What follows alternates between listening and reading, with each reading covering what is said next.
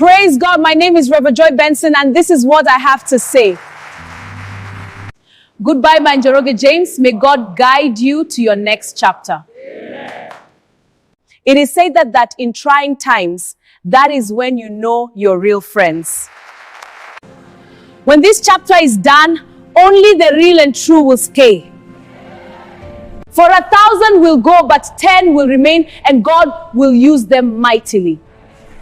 40 days of prayers and fasting.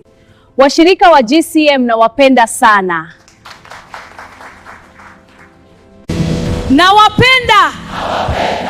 Nawapenda nyote. Wanasiemo amapanga fande bwana. No, I confuse in a fire, I'm free of the Lord's fire. Oh, we both singing.